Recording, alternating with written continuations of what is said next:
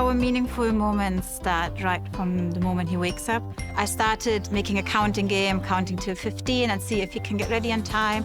Or sometimes we would just hide in the clothes, or we would hide the clothes somewhere in the bedroom. We had to find them. They've got a collection of books on each side of their bed. So they're going through the books every day. Who gets to the end of the book pile? They're learning and they're reading, they're happy. And love for reading. Yeah, they love reading, yeah. We read together. That's like one of the best part because we sit down calmly, sharing that time together, share the stories and do role plays and just make it a bit more fun to read. We've tried to make every moment special for them and fun.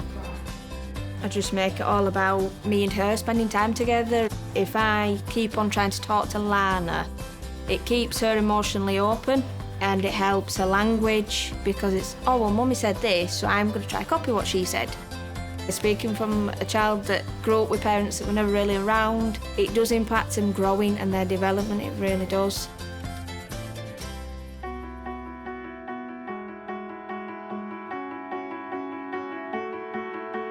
There's a muddy puddle, then we will just jump in it, or we will just count, or I ask him to read the letters on the bus stop, or there will be just a bit of grass, or there will be an earthworm.